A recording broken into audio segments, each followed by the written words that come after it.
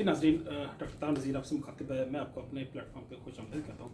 नाज़रीन, हम क्योंकि प्रेस्क्रिप्शन की बात कर रहे हैं, तो प्रेस्क्रिप्शन एक अथॉरिटी है। प्रेस्क्रिप्शन एक इंटरप्रोफेशनल कम्युनिकेशन है।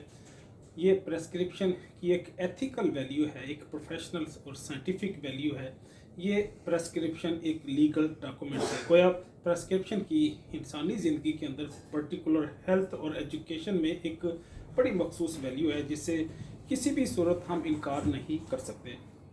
लेकिन प्रेस्क्रिप्शन के हवाले से पूरी दुनिया में एक अंडरस्टैंडिंग है, एक इसके हवाले से परसेप्शन मौजूद है कि ये सिर्फ हेल्थ केयर प्रोफेशनल की इशू करते हैं, वेटनेरियनों, फिजियोथेरापिस्टों, फार्मासिस्टों या वो मेडिकल के एक्सपर्ट हों, यूरोलॉजिस्ट, गैस्ट्रोएंटरोलॉजिस्ट, हेपेटोलॉजिस्ट, सिर्फ यही प्रेस्क्रिप्शन इशू करते हैं। लेकिन ये ऐसा हरगिज़ नहीं है।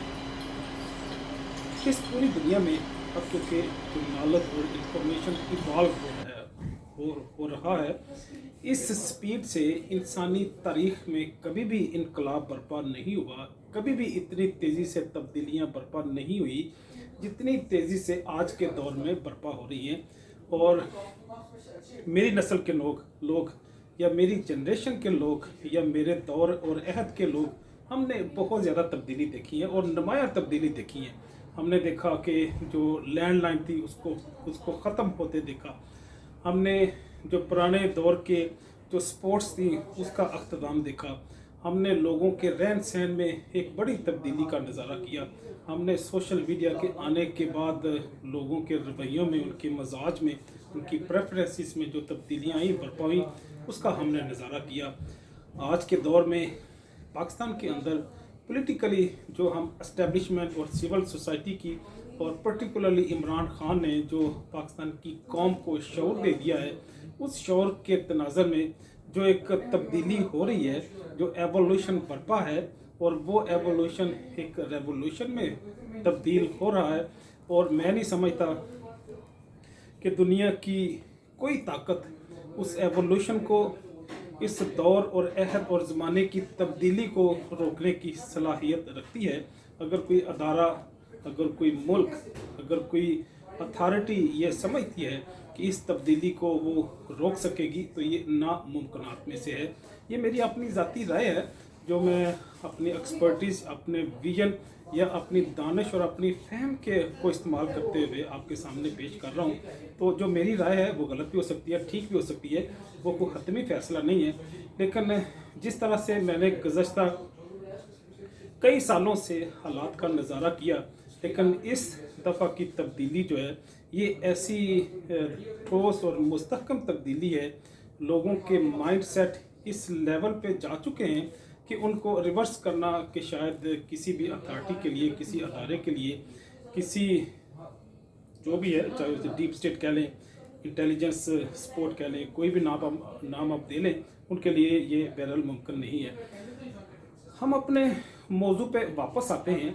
हमारी बात क्योंकि प्रेस्क्रिप्शन पे हो रही थी, और प्रेस्क्रिप्शन के हवाले से मैंने आपको बताया कि पूरी दुनिया में एक जो राय मौजूद थी, अगरचे वो काफ़ी हद तक बदल चुकी है, कि सिर्फ जो हेल्थ केयर प्रोफेशनल हैं वही प्रेस्क्राइब करते हैं मतलब एक्टिविटी को या मेडिकेशन को।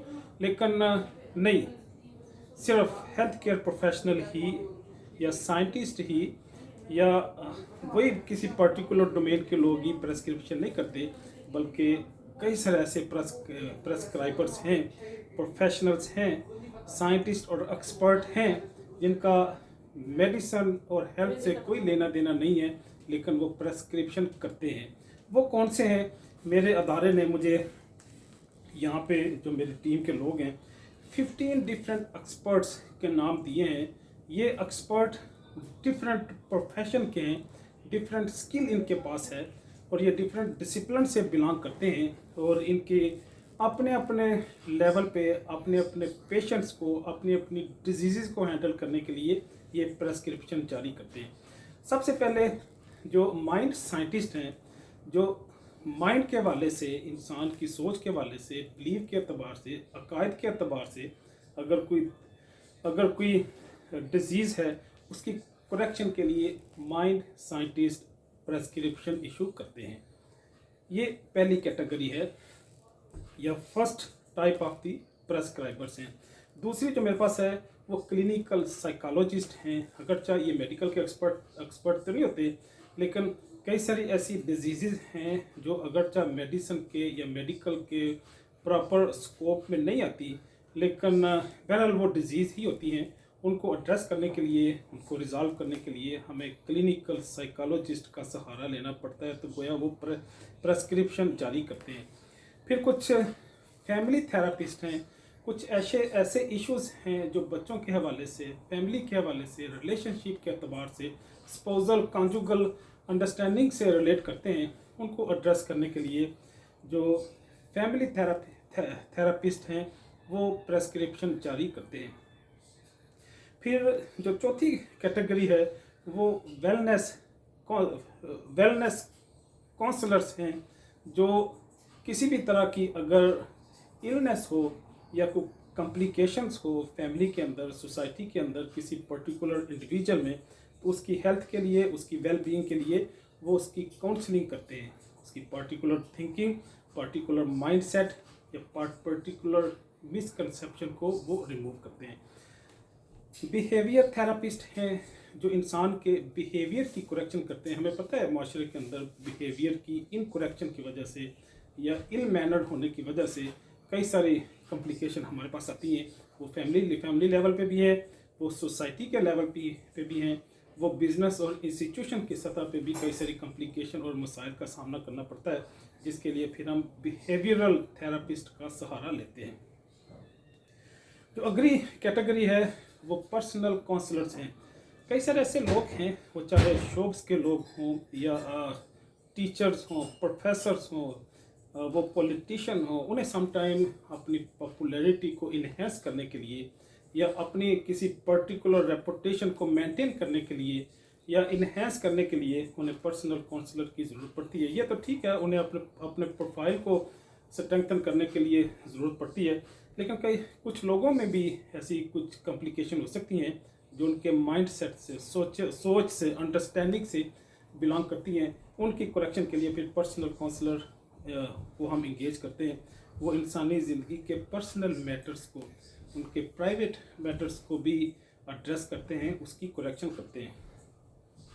जो सेवंथ कैटेगरी है वो न्यूरो लिंग्विस्टिक प्रैक्टिशनर्स हैं।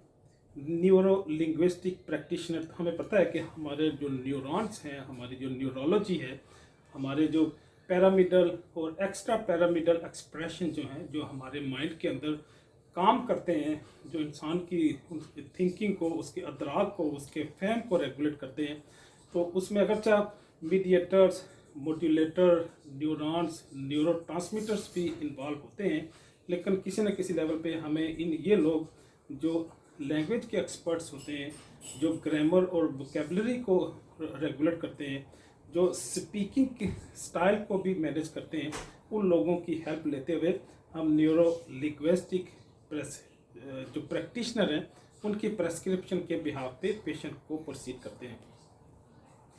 स्पीच थेरापिस्ट है जो स्पीच के हवाले से पेशेंट की को हेल्प करते हैं। पिछले दिनों हमें पता है कि एस्टेब्लिशमेंट, ब्यूरोक्रेसी या एजेंसी के लोग, जिन्हें हम खलाई मखलूक का नाम भी देते हैं, वो इमरान रियाज खान को उठा के ले गए थे। ये बड़ी मरूफ एग्जांपल है, क्योंकि यहाँ पे स्पीच थेरापिस्ट की बात आ गई है। तो ये स्पीच थेरापिस्ट थे जिसने उस पर होने वाले तशद्दुद उसको आइसोलेशन में रखना, उसको इस दुनिया के मामलात से, फैमिली से दूर कर देना, ये भी एक तशद्दुद के ज़मरे में आता है। तो वो अपनी स्पीच को ख़राब कर चुका था, तो फिर स्पीच थेरापिस्ट ने उसकी दोबारा रिकवरी की और आजकल वो अपने प्रोफेशन में, जर्नलिज्म में एक्टिव है। जो 9th कैटेगरी है वो सेटलमेंट काउंसलर हैं।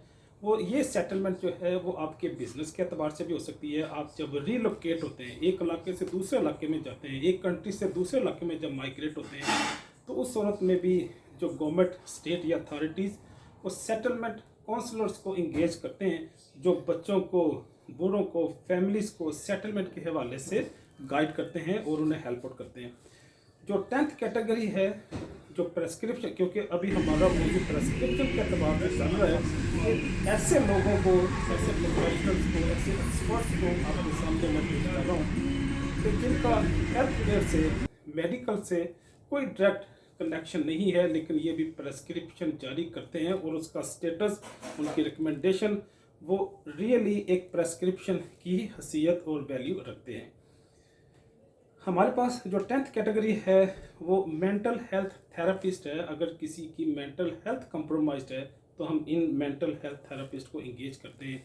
जो सोशियोलॉजिस्ट हैं, जो सोशल वर्कर हैं या सोशल साइंटिस्ट हैं, वो भी प्रेस्क्रिप्शन जारी करते हैं।